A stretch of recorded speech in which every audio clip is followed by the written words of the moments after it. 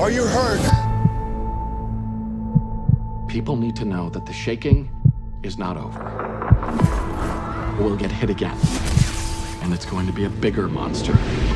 I've been for a walk. Oh my God. The Earth will literally crack open. And you will feel it on the East Coast. I cannot emphasize this enough. You need to get out, and I mean now. If you can't,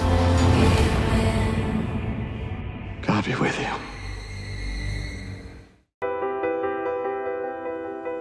Boys, come and see this. Isn't it great? Can we swim in there? Yeah, we can go swimming, yeah.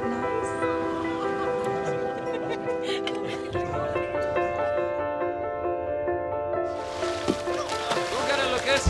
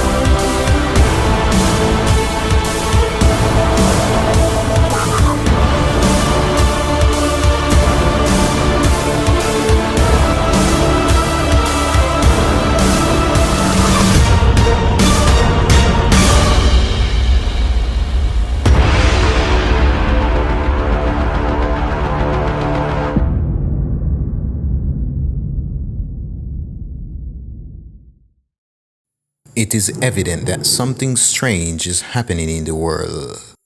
Since the beginning of the year 2016, a series of phenomena began to happen, which seems to have no possible explanation. The constant shaking of the earth in the United States and in other parts of the world makes me wonder whether the secret governments of the United States possesses some type of complex machinery to trigger natural disasters. Though this claim might sound preposterous and outlandish, there are solid evidences that proves that this conspiracy is real. For centuries, the occult theocracy has been working behind the scenes, shaping the policies of the nations, manipulating lives, controlling the economy, and rewriting the books of history. According to the shady archives of history, the sole purpose of the occult theocracy is the exaltation of Lucifer and the obliteration of Christianity. But in order to obliterate Christianity and to exalt Lucifer, it is necessary to create a global scheme to manipulate the decisions of the masses. Calamities such as earthquakes, terrorism, war, and famine are tactics of the elite to force their decisions on the masses. Could it be that globalists are really using eco-terrorism as a strategy to force nations into a one-world government? Therefore, is it possible to manipulate the atoms of the air to cause thunderstorm and bad weather? According to the global research website, the United States Air Force aims to control the weather by the year 2020. Though denied by HAARP officials, some respected researchers allege that secret electromagnetic warfare capabilities of HAARP are designed to forward the US military's stated goal of achieving full spectrum dominance by the year 2020. Others go so far as to claim that HAARP can and has been used for weather modification to cause earthquakes and thunderstorms, to disrupt global communication systems, and more. Go confidently in the direction of your dreams. Live the life you have imagined. We salute you! Please move inside in an orderly fashion. Here we go. All the way to the middle. Keep going to the window.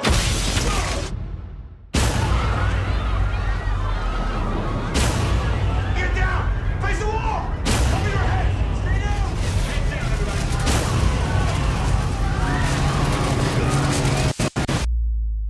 Take cover.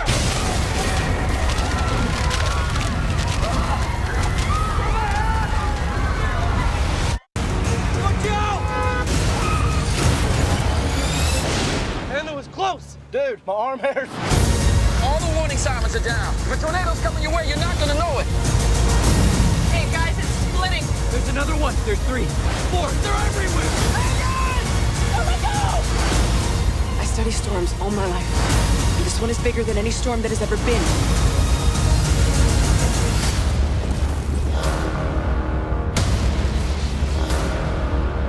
Whoa, look out.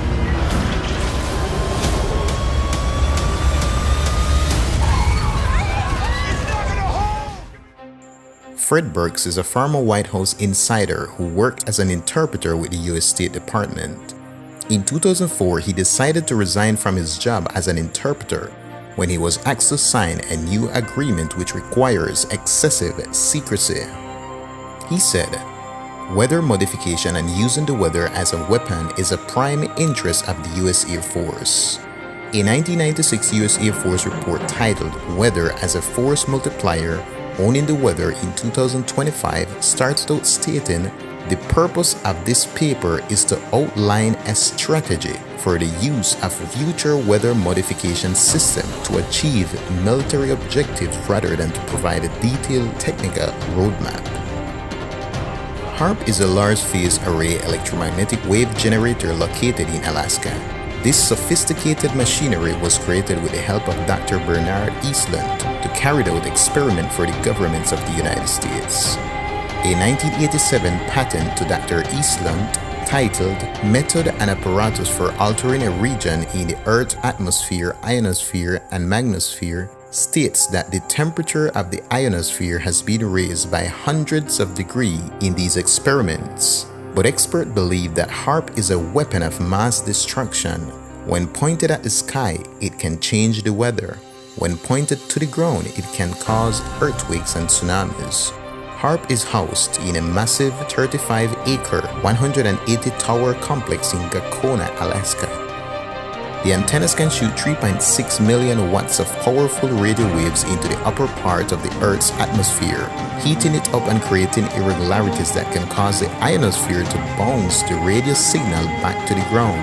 But many skeptical Alaskans believe that HAARP is actually a sophisticated weapon that can destroy incoming missiles, manipulate the weather, and even control the human brain. Electromagnetic weapon pack an invisible wallop hundreds of times more powerful than the electrical current in a lightning bolt. One can blast enemy missiles out of the sky. Another could be used to blind soldiers on the battlefield. Still another to control an unruly crowd by burning the surface of their skin. If detonated over a large city, an electromagnetic weapon could destroy all electronics in seconds.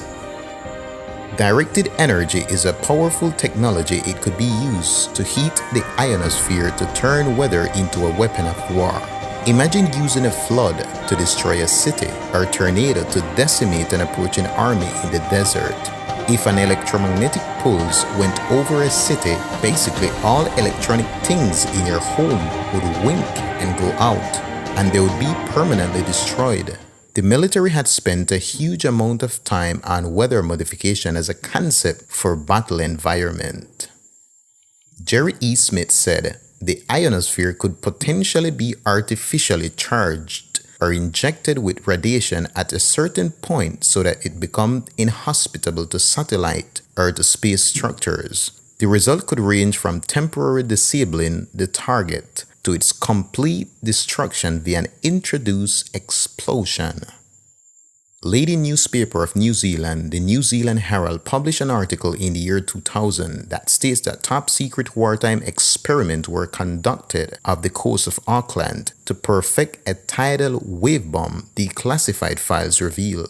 United States Defense Chief said that if the project had been completed before the end of war, it could have played a role as effective as that of an atom bomb. Detail of tsunami bomb, known as Project SEAL, are contained in 53 years old documents released by the Ministry of Foreign Affairs and Trade. If the military secretly developed a weapon which could cause tsunami over a century ago, what kind of advanced deadly weapon might be available right now?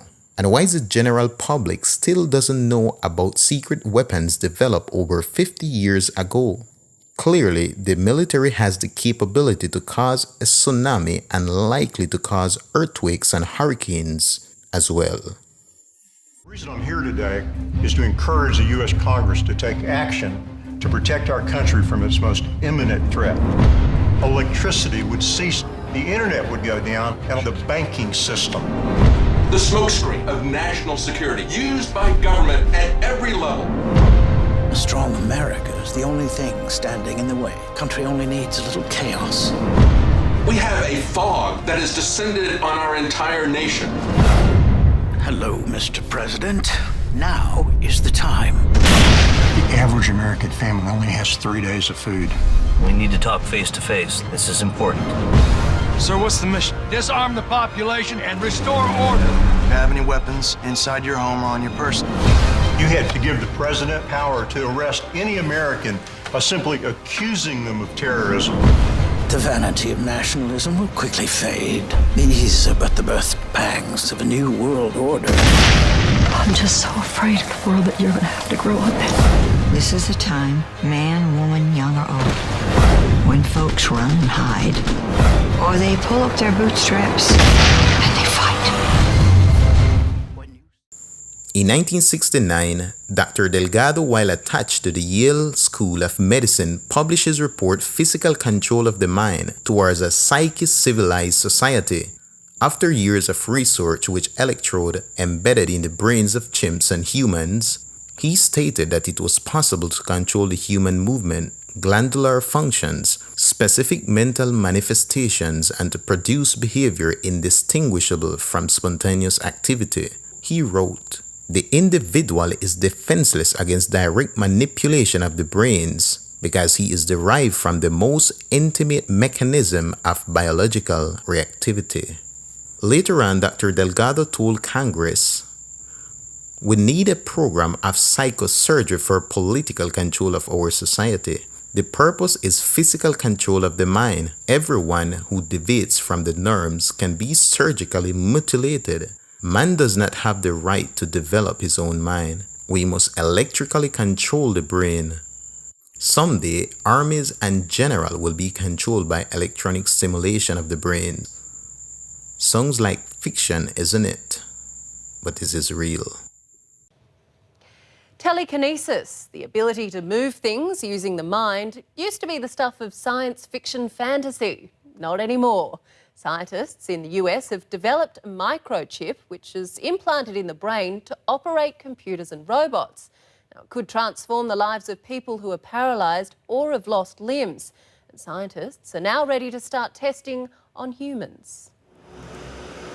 With astonishing dexterity, a monkey reaches out to grab and turn a handle with a robotic arm controlled not by its hands, but directly by its brain.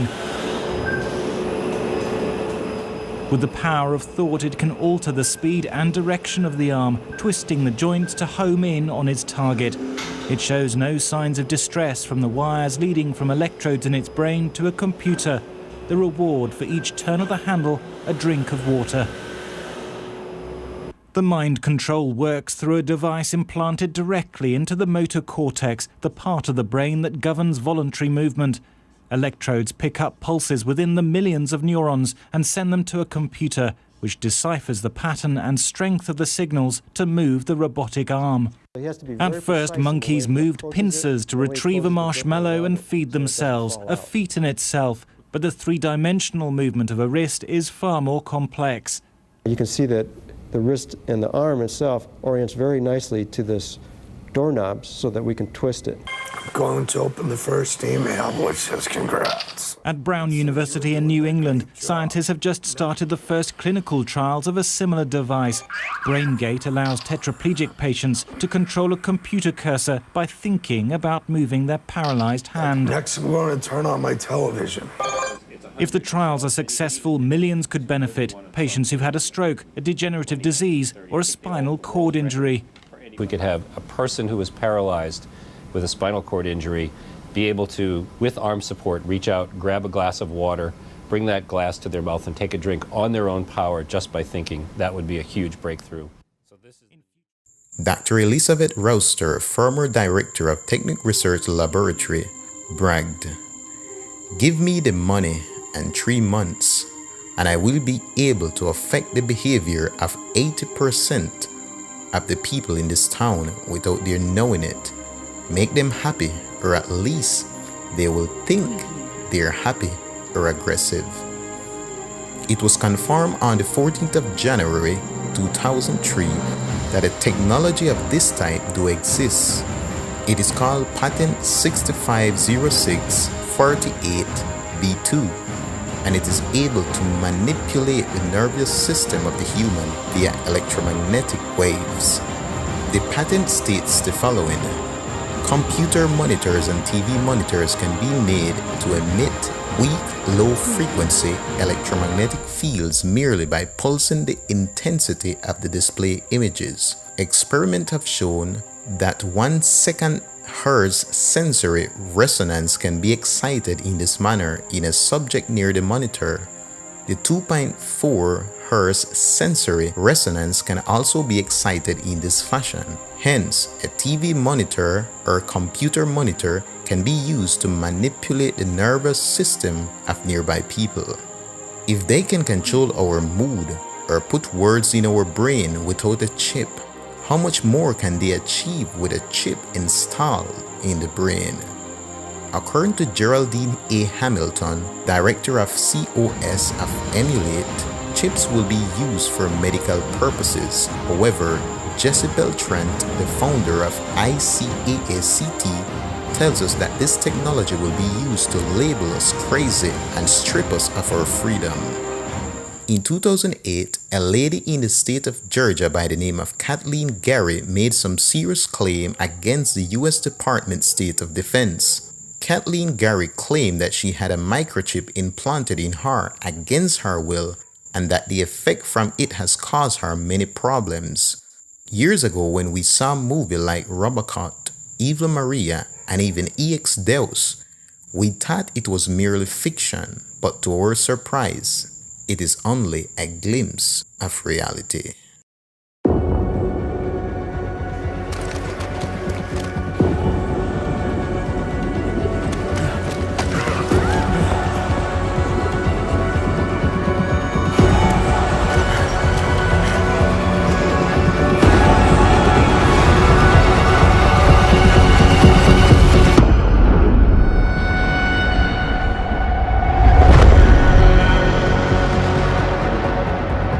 We are human beings. Each and every one of us. This must not go on. This injustice must end. An increase in the number of terrorist attacks highlights the danger posed by augmented citizens. I once thought I could save the world. Now look at it. Help me!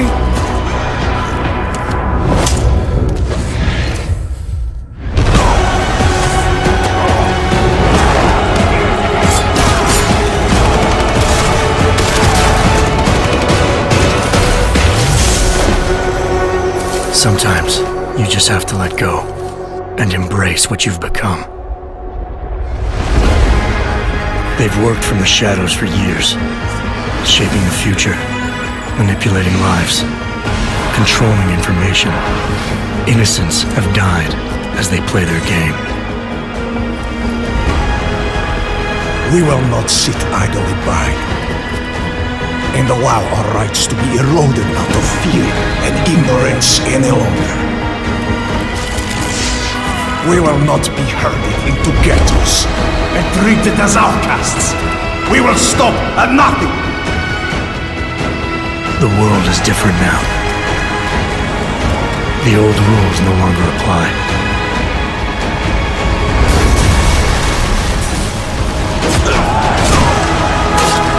So much pain.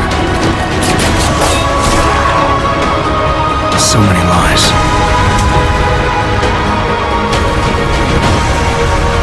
Their darkness must end.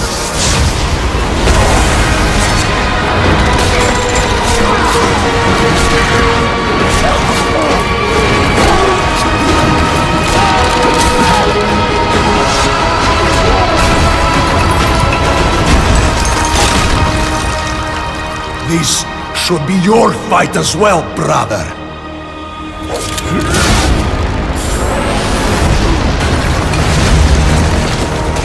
The promise of a golden age is over.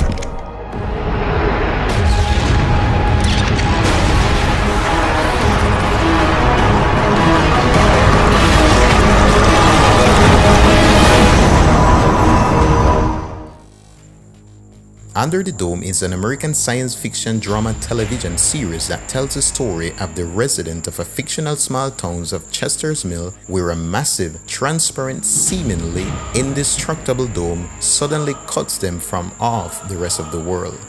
With no internet access, no mobile signals, and limited radio communication, the people trapped inside must find their own way to survive with diminishing resources and rising tensions. While military forces, the governments, and the media positioned outside the surrounding barrier attempts to break it down, a small group of people inside attempts to figure out what the dome is, where it came from, and how and when will it go away. This series was viewed by millions over the globe, but I question, are they trying to tell us what they will do with us in the near future? Is this film making allusion to the New World Order? Are they trying to tell us something?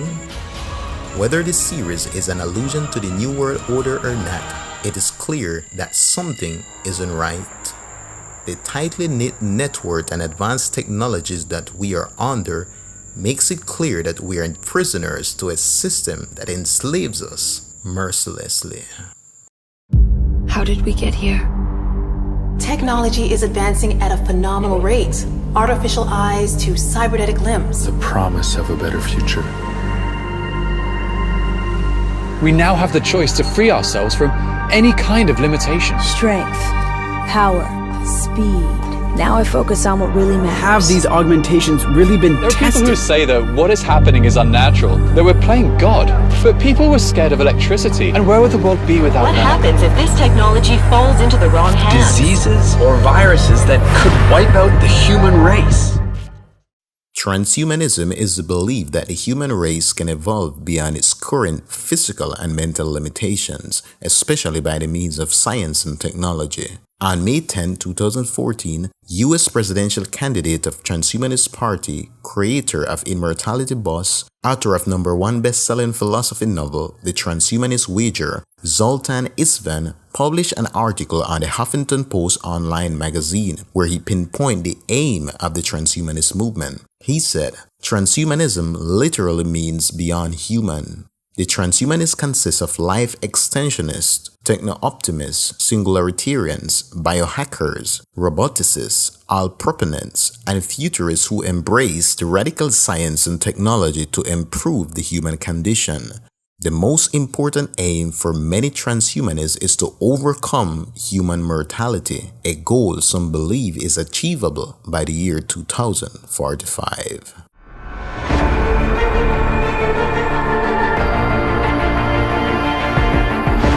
With Deus Ex, we want it to be the window to the future. What we're trying to do is change the prosthetics industry so we can offer affordable, functional, and beautiful prosthetic devices to amputees. I'm proud of being one-handed. It doesn't make me feel any different. But wearing this, instead of having people come up to me or give me like the sincere look of, oh, you've lost your arm, they go, oh wow, this is fantastic. And I just like to see people have a smile on their face about it. That's what it's all about for me.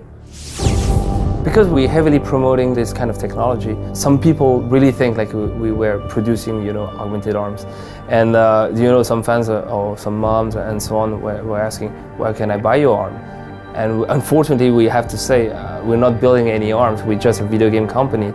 But that triggers, the thing where we say, we should do something.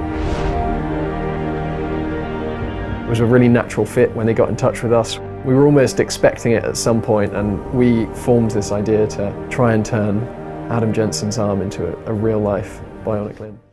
Over the past few decades, tremendous advancements have been made in the field of neuroscience, from mapping the human brain to creating devices that can capture digital images of our thoughts. But what if we could upload a digital copy of our memories and consciousness to a point that human beings could actually achieve a sort of digital immortality? This idea has inspired many science fiction movies, including the upcoming film Transcendence, where one man's mind is uploaded into a supercomputer which possesses the collective knowledge of all of humanity. While the film is fiction, the concept behind it is very real. It's also the subject of a new book called Future of the Mind, which is currently #1 on the New York Times bestseller list. The author is renowned theoretical physicist Michio Kaku. Earlier today, Breaking the Set producer Manuel Rapolo caught up with Dr. Kaku and first asked him how far we really are from achieving a digital upload of consciousness. Just last year, for the first time in world history, a memory was recorded. We can actually tape record a memory and insert it back into an animal, and it remembers. This is amazing. At Wake Forest University, also in Los Angeles, they took a mouse, trained the mouse to sip water, recorded the memory in the hippocampus right here, small organ that processes memory. The mouse later forgot that. Then they shot the memory back into the mouse, and bingo, the mouse got it the first try. Next will be primates. Perhaps a monkey eating a banana will record that memory and insert it back in. And the short-term goal is to create a brain pacemaker for Alzheimer's patients. In the future, we're going to have millions of people who forget where they live, wander around. Why not have a button? You push the button and you immediately remember where you live, who you are, who your kids are. And beyond. I'm presidential candidate of the Transhumanist Party. We're a small third party in America, and we're trying to use a platform of science and technology. Our main goal is to bring science and technology into politics. Right now, we have a lot of other major candidates that just seemingly don't want to talk about it. So the Transhumanist Party and my presidential candidacy aim to elevate science and technology to the forefront of American politics so that we can discuss it and hopefully put a lot more resources into it. Transhumanism literally means beyond human, but we are a social movement of a couple million people who want to use science and technology to live indefinitely and also to radically modify the human being and to modify the human experience. So that can be anything from driverless cars to bionic limbs to even cranial implants, where we might use certain types of technology one day to upload our minds into machines. Although transhumanism aims to transform the human condition by developing and creating widely available sophisticated technologies to greatly enhance the human intellectual, physical, and psychological capacities, there are many evidences that tells that there is a more sinister plan to this movement. We want to change the culture of America by putting forth a Bill of Rights that endorses and mandates the government to spend money on life extension research as opposed to bombs and all the other things that they spend money on. One of the things that's come up in your campaign is that you actually favour the idea of the one world government, or even just America, being run essentially by a robot. Lots of people hear that and they go, whoa, that's crazy. Why do you think it's not crazy? Well, when you think about what robots are going to be or what an artificial intelligence is going to be, it's going to be something that we program. And we're going to program it to do the best thing for us. Hopefully that's how it'll be. Let's say we have a benign robot. Yeah. Well, not Skynet. Yeah, not Skynet, but a robot that genuinely wants the best interest of you and the people. Because, I mean, I'm a selfish person, Obama's a selfish person. Doesn't matter how nice of a human being you are, you still have self-interest. But we might be able to have a robot that has no self-interest, and he really makes decisions based on the greater good of the people. Today, Seraph Industries signed a new historic military deal. I know that they are creating mass quantities of military-grade augmentations. I've seen testing on them, and it's very scary types of alterations. They want to systematically turn us into machines and pump us full of their drugs. You have to take Neuroquizine, one of the most dangerous and addictive drugs that exists in the world today. You'll have to take this drug for the rest of your life. If you don't, your body will reject your augmentations. It's a drug that's priced so highly that we are now seeing cases of high-profile people who are now out on the streets and they are begging. They are begging for drugs. They'll have their technology in your body. They could have the power to turn off your limbs, the potential to turn off your eyes. They'll be able to send messages to your brain and control your thoughts as if they have the power of God. On June 23, 2016, another transhumanist article was published by Zoltan Istvan stating the following. I write these words as a man who believes that one day America, the European Union and other nations around the world will likely unite under one democratic elected world government, making the European Union an all-important test of the future. Technology will introduce this geopolitical change. Technology will eradicate people's differences and bring us all closer to one another. Technology will change the need for multiple languages, for multiple cultures, for multiple currencies, for multiple legal systems, even for multiple personal meanings. The facts are obvious to those who work in science and technology. Humans are evolving into cyborgs, and one day soon we will all evolve into machines and be permanently interconnected through data and code. It's the fate of evolution and progress. In other words, Zoltan Istvan is saying that technology will take the place of humanity in the near future. This technology undoubtedly will be used to manipulate the minds of the masses, as it is proliferated in several movies. We designed them to be trusted with our homes, with our way of life, with our world. But did we design them to be trusted? The rollout of USR's new generation of robot, the NS5, was marred by the death of designer Alfred Lanning. Identify. Murder's a new trick for a robot. Respond. Don't murder him! We're gonna miss the good old days. What good old days? When people were killed by other people. My robots don't kill people. That thing threw somebody out of a window. Have you ever asked who pioneered the modern transhumanist movement? The modern transhumanist movement was pioneered by the French priest paleontologist Teilhard de Chardin. No one person has contributed more to the merger of science and religion than the French priest paleontologist Teilhard de Chardin.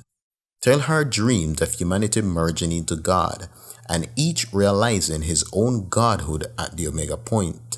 Teilhard referred to a time when man would become God. He called it the Omega point. I want you to listen very carefully to what physicist and human researcher Richard Seeds has to say about transhumanism. We are going to become gods. Period. If you don't like it, get off. You don't have to contribute. You don't have to participate. But if you're going to interfere with me becoming God, you're going to have big trouble. And we'll have warfare. The only way you can prevent me in this 50 is to kill me. If you kill me, I'll kill you. Did you heard what he said? He said that we are going to become God. What calls my attention the most is how he made the statement. He made it boldly and with certainty, even though he thinks he's right. When I saw this video, it took my mind back to Eden, where Lucifer told Eve that if she partake of the forbidden tree, she would become God. And the serpent said unto the woman, Ye shall not surely die. For God doth know that in the day ye eat thereof, then your eyes shall be opened, and ye shall be as gods, knowing good and evil. There is no reason to fall for this lie, for the Bible tells us clearly that God is the only one that possesses the gift of immortality. Now unto the King eternal, immortal, invisible, the only wise God, be honor and glory forever and ever. Amen. Transhumanism is nothing else but a deception of Satan, through which he plans to dominate humanity and the world. It represents his ultimate desperate effort to control the life of each individual through the use of technology. This is corroborated by the statement told by the Jesuit geopolitical leader Zbigniew Brzezinski. The technotronic era involved the gradual appearance of a more controlled society. Such a society would be dominated by an elite and restrained by traditional values. Soon it will be possible to assert almost continuous surveillance over every citizen and maintain up-to-date complete files containing even the most personal information about the citizen. These files will be subject to instantaneous retrieval by authorities. In the technotronic society, the trend would seem to be towards the aggregation of individual support of millions of uncoordinated citizens, easily within the reach of magnetic and attractive personalities exploiting the latest communications techniques to manipulate the emotions and the reasons. It is evident that something evil is about to happen. While the public is engaged in sports, entertainment, and trivial things, the enemy of humanity is setting the scene for one of the greatest deception and holocaust in the history of mankind. Though they are telling us what they are doing, yet there are many who are skeptical about their plans. But despite what the enemy plans to do with us, Jesus promised that he is coming back and he will rescue us from this system and carry us to his Father's home.